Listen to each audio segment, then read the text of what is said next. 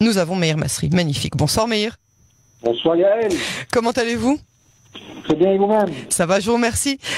Vous êtes politologue et spécialiste du Moyen-Orient, bien évidemment. J'ai posé plein de questions avant qu'on arrive à vous avoir en ligne, mais comme souvent, on est allé se coucher hier soir avec une image un peu floue, mais qui laissait en tout cas entendre que Ram ne passerait pas le seuil d'éligibilité. Et ce matin, on comprenait que le vrai acteur de ce 4e scrutin, ça serait finalement Mansour Abbas. Oui, absolument. C'est une surprise, effectivement, même au sein de la société arabe en Israël. Je pense que il était très peu probable, selon beaucoup de gens, que cette liste passe le seuil d'éligibilité. Je pense que c'est le signe d'une maturité de la rue arabe. Il faut dire que cette liste a montré beaucoup de souplesse durant les dernières semaines et les derniers mois, beaucoup de pragmatisme, beaucoup de maturité aussi. Mansour Abbas s'intéresse beaucoup aux véritables préoccupations de la rue arabe, le problème de la violence, la sécurité, la violence dans les villages, dans les villes arabes, et la question du travail, de l'emploi, les droits des... un peu de questions qui préoccupent réellement la rue arabe, loin des slogans nationalistes qui, évidemment, mettaient automatiquement les partis arabes en confrontation avec la majorité de la société israélienne et de sa classe politique. Donc à partir de là, je pense que des passerelles sont possibles et que cette liste pourrait éventuellement donner un coup de main à Netanyahou pour qu'il forme un gouvernement. Alors là, je voudrais ajouter un élément quand même assez important. Oui. C'est que la société arabe israélienne est aussi hétérogène que la société juive israélienne, et que dire que les partis arabes sont des partis de gauche ou de façon systématique et automatique rallier ces partis à la gauche, voire même à la gauche extrême, je pense que c'est très incomplet. C'est simpliste, oui, je comprends. Parce que parce que la société arabe israélienne est globalement de droite, il faut le dire. Beaucoup sont des commerçants, capitalistes, très conservateurs, assez religieux pour la majorité, et que donc tout le monde n'est pas pour la gay pride, tous les arabes en Israël. C'est le moins qu'on puisse dire. C'est une liste qui est clairement et ouvertement homophobe.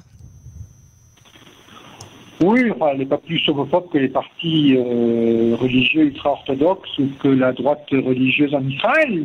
Mais effectivement, il y a des clivages au sein de la rue arabe, comme au sein de la rue juive, et que donc les positions du parti communiste Hadash, très ouvertes par rapport, par exemple, à la communauté LGBT et au mariage des couples homosexuels et à l'adoption par les couples homosexuels, évidemment, ne vont pas être les mêmes que pour des frères musulmans, comme la liste de Mansour Abbas, c'est quand même une liste assez islamiste. Alors, quelle a été la vraie raison qui ont fait quitter cette liste arabe unie? Pourquoi est-ce que Mansour Abbas a décidé de jouer tout seul? Parce qu'il faut savoir quand même que la liste commune qui comprenait donc 4 partis à dominante arabe était une liste hétéroclite, qui comprenait des communistes et des libéraux, des nationalistes arabes et des frères musulmans. Donc ça ne pouvait pas durer longtemps. Alors l'opposition au sionisme, est-ce que l'opposition au sionisme est suffisante pour réunir autant de partis aux agendas contradictoires? Je pense qu'il y a ils ont perdu dans l'intérêt en tout cas du vote arabe, puisque à 2 ils ont 6 et 5 pour l'instant, en tout cas 11, tandis qu'ils ont toujours eu 13 et 15 jusqu'à maintenant. Oui, non, parce que beaucoup d'Arabes aussi ont voté pour le parti travailliste. Il y a quand même une liste assez radicale travailliste cette fois-ci, avec une députée numéro 7 qui très probablement va passer, qui est une femme arabe musulmane, opposition assez proche des positions de la liste commune, donc je pense que ça a apporté quand même pas mal de voix du secteur arabe. Il y a également le parti Meretz, où il y a aussi un député arabe qui a fait une très belle campagne, donc je pense que non, les voix arabes n'ont pas été éparpillées. Je pense que c'est sain. Ça affaiblit le communautarisme et ça permet aux Arabes de voter un peu plus librement, parce que c'est vrai qu'il y avait un phénomène qui était un petit peu inquiétant de mon point de vue durant les 3 dernières campagnes électorales, c'était cette façon de diaboliser les Arabes qui ne votaient pas pour la liste commune, comme si c'était obligatoire et que ceux qui ne votaient pas pour la liste commune étaient des traîtres. Eh bien, je pense que là, en tout cas, il y a eu une multitude de choix, y compris de choix de partis dits sionistes, comme le Parti travailliste et le Parti Meretz, et que donc c'est plutôt positif de mon point de vue. D'accord. Comment cette démarche de Mansour Abbas a été perçue au sein de la population arabe israélienne globale? La rue arabe est aussi divisée que la rue juive. C'est une rue juive existe. Et que donc c'est perçu comme, pour certains, ça va être perçu comme une trahison, pour d'autres comme au contraire une démarche positive, constructive. Il faut savoir aussi que le gouvernement Netanyahou, le gouvernement sortant, le gouvernement d'Union nationale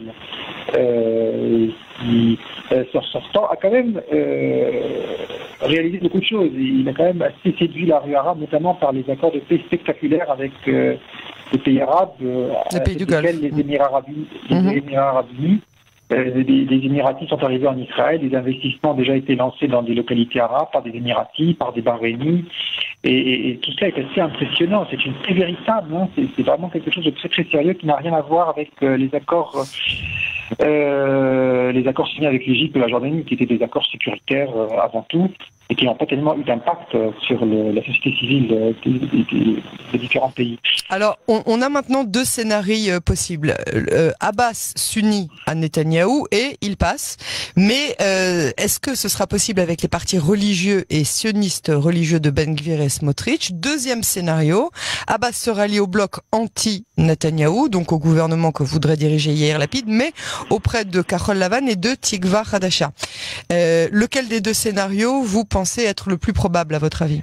Le deuxième scénario, il est improbable de tout point de vue, et pour moi, Yair Lapid n'a aucune chance. Je pense qu'aucun député autre que Netanyahou ne sera capable de former un gouvernement. Parce que imaginez que Lapid va réussir à avoir avec lui Bennett, qui est quand même très très très à droite, contre la solution des deux États, avec un agenda très très très très extrémiste.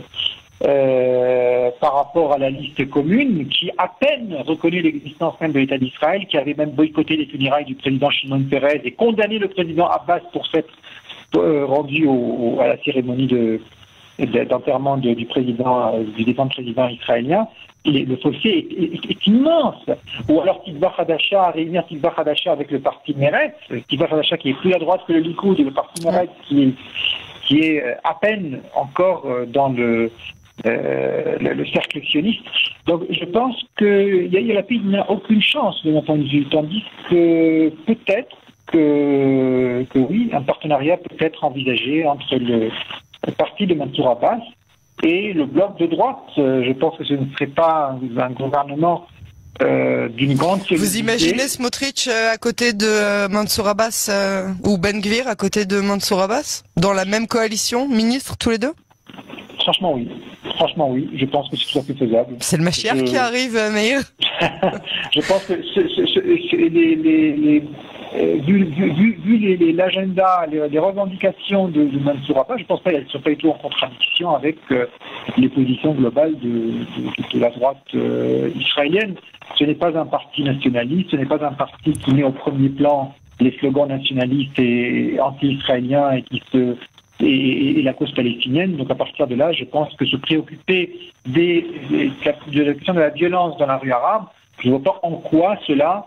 Il n'y a pas que ça non plus dans le parti RAM. Il y a aussi un intérêt aussi pour la cause palestinienne. Il n'y a pas que la rue arabe qui intéresse Raham. Quand on réfléchit aussi aux intérêts de certains partis arabes, dont Raham, les frères islamiques, qui justement veut promouvoir les questions palestiniennes. Donc, comment est-ce que ça va se passer avec Smotrich et Ben Gvir? En tout cas, c'est une affaire à suivre qui est assez curieuse. Un dernier mot en quelques secondes qui nous restent sur cette défaite de Gideon Sa'ar. On en parlait il y a quelques instants. Qu'est-ce que cette défaite représente à votre avis? Est-ce que Sa'ar ne fait pas le poids contre Netanyahou, comme on l'avait vu aux primaires des élections du Likoud il y a plutôt 1 an et demi? Ou bien est-ce que personne aujourd'hui ne fait le poids devant Netanyahou? Non, je pense qu'on peut faire le poids. Quand Netanyahou gagne, il a failli devenir Premier ministre la fois dernière. On vous entend très mal, Meir. Est-ce que vous pouvez vous rapprocher de la base? Oui, je dis que non, Netanyahou n'est pas je veux dire, n'est pas unique. Gantz a failli devenir Premier ministre la fois dernière, c'était tout à fait faisable, et là, d'ailleurs même l'accord de rotation aurait pu tenir. Il n'a pas tenu parce que Netanyahou l'a torpillé, mais aussi, il faut le dire, il ne faut jamais l'oublier, parce que Gantz a été abandonné par Lapid et par tous ceux qui ont refusé de rejoindre le gouvernement, et par conséquent, il n'avait plus la force qu'il avait au départ, et donc la question de la rotation était beaucoup moins envisageable sur le plan politique, d'un point de vue politique. Moi, je pense que Gideon Sa'ar a fait un pari quand même assez incroyable en quittant le Likoud, alors qu'il était à plusieurs reprises numéro 2 du Likoud. Il était extrêmement bien placé, il a pris avec lui plusieurs des lieutenants de Netanyahou. C'était quand même une aventure assez incroyable. Il a en plus de cela commis une erreur fatale de mon point de vue, celle de s'être engagé à ne pas siéger avec Netanyahou, parce que, sachant que les électeurs de Sa'ar sont quasiment tous des gens du Likoud à la base, donc des gens de droite, et donc s'engager à ne pas siéger avec Netanyahou, ça veut dire s'engager à ne pas soutenir un gouvernement de droite, et à aller avec Lapid. Et Lapid, donc, c'est le centre-gauche. Donc, je pense que cela, du point de vue des gens, même ceux qui auraient pu éventuellement voter pour Sa'ar parce qu'ils n'en peuvent plus de Netanyahou, parce qu'ils jugent Netanyahou trop vaniteux, trop autoritaire, et peut-être même, ils trouvent que c'est indécent qu'un Premier ministre soit inculpé durant son mandat, et d'un point de vue moral, mais aussi d'un point de vue pratique, parce qu'il faut savoir que se défendre, ça prend beaucoup de temps. Mais même cela, je pense que du fait que Sa'ar s'est engagé à ne pas siéger avec Netanyahou, eh bien, ils se sont dit, ça va pas être possible. Donc, je pense que c'était quand même une erreur. C'était une erreur. C'était une promesse qui peut être faite par un parti de gauche, par un parti de centre-gauche, mais par un parti de droite. Qu'un parti de droite s'engage à ne pas siéger avec le Likoud, c'est assez compliqué. Alors, il a donné quand même 2 victoires hier. Il a dit que grâce à la création que tout d'abord, c'était le seul des nouveaux partis qui était vraiment rentré à la Knesset, même s'il n'avait obtenu que 6 sièges. À l'époque, il croyait qu'il en avait 7, mais c'est a priori 6. Et il a dit que, effectivement, s'il n'avait pas créé ce parti, eh bien, Netanyahou aurait obtenu, quoi qu'il arrive, une majorité pour une coalition, en tout cas, pour pouvoir former un prochain gouvernement. Donc, il a dit qu'au moins, en ça, il se sentait victorieux. Affaire à suivre, ça aussi encore. Meir Masri, merci beaucoup pour... Si je peux ajouter un dernier Bien mot, sûr. Je pense que Mansour Abbas n'est pas le seul sauveur de Netanyahou. Je pense que je n'exclus toujours pas l'idée que le parti bleu-blanc puisse rejoindre le gouvernement dans certaines conditions. Je pense aussi que des députés peuvent également se détacher soit de bleu-blanc, soit du parti de Sa'ar. Ça, c'est possible. Je vois bien un des députés de Sa'ar, par exemple, quitter Tikva Hadasha est rentré au Bercail, et donc je pense que Netanyahou a quand même une marge de manœuvre assez importante, et compte tenu aussi du fait, et c'est là la véritable surprise de cette élection-là, c'est le fossé assez incroyable entre le premier parti et le deuxième, puisqu'il y a un écart de 13 sièges. 11. Le premier parti 12, 13, pardon. 13, 30 et 18. Oui, bon. Oui. Donc voilà, donc le premier parti fait presque le double du deuxième, et par conséquent, je pense que parier sur Lapid, je pense pas que ce soit quelque chose d'envisageable. Bon, c'est aussi une question de bloc, évidemment. En tout cas, on attend avec impatience les résultats vendredi, les résultats définitifs, notamment du dépouillage des enveloppes doubles, comme on les appelle ici. Et on vous remercie infiniment, Meir Masri, pour ce décryptage, et à très bientôt sur les ondes de Cannes en français. Bientôt. Au revoir. Merci. Au revoir.